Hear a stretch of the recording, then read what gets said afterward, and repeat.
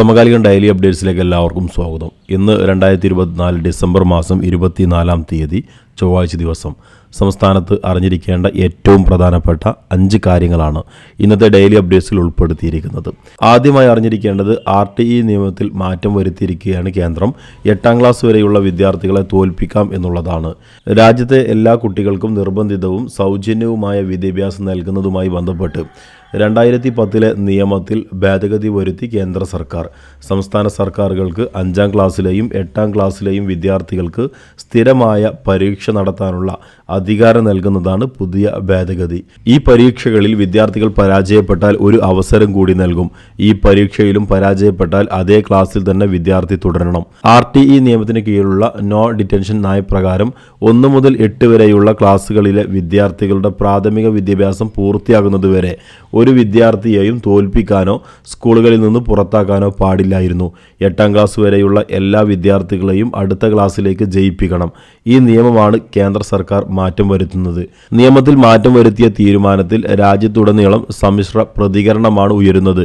ഗുജറാത്ത്, ഒഡീഷ, മധ്യപ്രദേശ്, ജാർഖണ്ഡ്, കർണാടക എന്നിവയുൾപ്പെടെ ചില സംസ്ഥാനങ്ങളിൽ പുതിയ ഭേദഗതി നടപ്പാക്കാൻ തീരുമാനിച്ചിട്ടുണ്ട്. അതേസമയം കേരളം നേരത്തെ തന്നെ കേന്ദ്ര സർക്കാരിൻ്റെ ഈ തീരുമാനത്തിൽ എതിർപ്പ് പ്രകടിപ്പിച്ചിരുന്നു. നിയമത്തിലെ ഭേദഗതി വിദ്യാർത്ഥികളിൽ സമ്മർദ്ദം വർദ്ധിപ്പിക്കുമെന്നും വിദ്യാർത്ഥികളുടെ അറിവ് മെച്ചപ്പെടുത്താൻ നിരന്തരമായ മൂല്യനിർണ്ണയം മെച്ചപ്പെടുത്തുകയാണ് വേണ്ടത് എന്നാണ് കേരളത്തിൻ്റെ നിലപാട്. രണ്ടാമതായി അറിഞ്ഞിരിക്കേണ്ടത് ഇന്ത്യൻ ഓഹരി വിപണികൾക്ക് 2024 16 പൊതു അവധികളാണ് ഉണ്ടായിരുന്നത് എങ്കിൽ 2025 കാത്തിരിക്കുന്നത് 14 അവധി ദിനങ്ങളാണ്. മഹാശിവരാത്രി മുതൽ ക്രിസ്മസ് വരെ നീളുന്ന അവധി ദിവസങ്ങളുടെ പട്ടിക സ്റ്റോക്ക് എക്സ്ചേഞ്ചുകൾ പുറത്തുവിട്ടു. 2024 ജനുവരി 26 റിപ്പബ്ലിക് ദിന അവധി ഉണ്ടായിരുന്നെങ്കിൽ 2025 ആ ദിനമെടുത്തത് ഞായറാഴ്ചയാണ്. മൂന്നാമതായി അറിഞ്ഞിരിക്കേണ്ടത് ബാങ്കുകളിൽ നിന്ന് വായ്പ എടുത്ത ശേഷം മനഃപൂർവ്വം തിരിച്ചടക്കാതെ മുങ്ങുന്നവരുടെ, അതായത് വിൽഫുൾ ഡീഫോൾട്ടർമാരുടെ എണ്ണം ഓരോ വർഷവും കൂടുന്നതായി റിസർവ് ബാങ്ക്.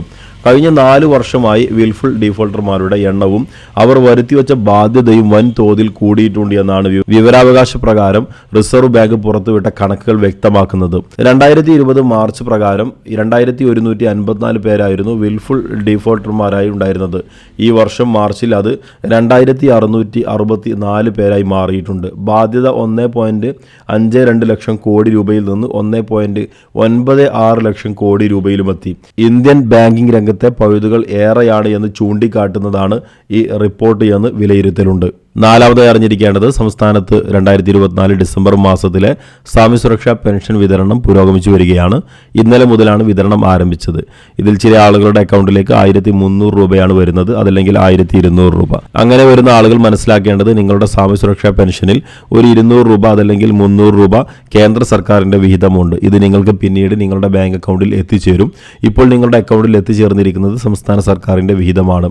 60 ലക്ഷത്തോളം വരുന്ന ആളുകളിൽ 5 ലക്ഷത്തോളം വരുന്ന ആളുകൾ ഇത്തരത്തിൽ കേന്ദ്ര സർക്കാരിന്റെ വിഹിതമുള്ളത്. ബാക്കിയുള്ള എല്ലാവർക്കും 1600 രൂപ ലഭിച്ചിട്ടുണ്ട്. ലഭിച്ച ആളുകളും ഇനി ലഭിക്കാൻ ബാക്കിയുള്ള ആളുകളും ഒന്ന് കമന്റ് ബോക്സിൽ അറിയിക്കുക. അഞ്ചാമതായി അറിഞ്ഞിരിക്കേണ്ടത് ക്രിസ്മസ് ന്യൂ ഇയർ ആഘോഷത്തിന്റെ ഭാഗമായി സപ്ലൈകോ ഔട്ട്ലെറ്റുകളിൽ സാധനങ്ങൾ എത്തി തുടങ്ങിയെന്ന് ഭക്ഷ്യവകുപ്പ് അറിയിച്ചു. 13 സബ്സിഡി സാധനങ്ങൾ പൂർണ്ണമായിട്ടും എത്തിയിട്ടുണ്ട് എന്നാണ് പറയുന്നത്. റേഷൻ കടകളിലൂടെ സാധനങ്ങൾ വാങ്ങുന്നതിന് പുറമെ ഓരോ മാസങ്ങളിലും നമുക്ക് സപ്ലൈകോ ഔട്ട്ലെറ്റുകളിലൂടെ റേഷൻ കാർഡ് ഉപയോഗിച്ച് ഇത്തരം സാധനങ്ങൾ കൂടി വാങ്ങാൻ സാധിക്കും. ന്യൂ ഇയർ ക്രിസ്മസ് ആഘോഷത്തിന്റെ ഭാഗമായി സപ്ലൈകോ ഔട്ട്ലെറ്റുകളും സജീവമാണ്. ഇത്തരം സംവിധാനങ്ങളും ഉപയോഗപ്പെടുത്താൻ വേണ്ടി പ്രത്യേകം ശ്രദ്ധിക്കുക. ഇന്നത്തെ ഡെയിലി അപ്ഡേറ്റ്സ് ഇവിടെ പൂർണ്ണമാകുന്നു. വീഡിയോ പൂർണ്ണമായി കണ്ടതിന് എല്ലാവർക്കും നന്ദി.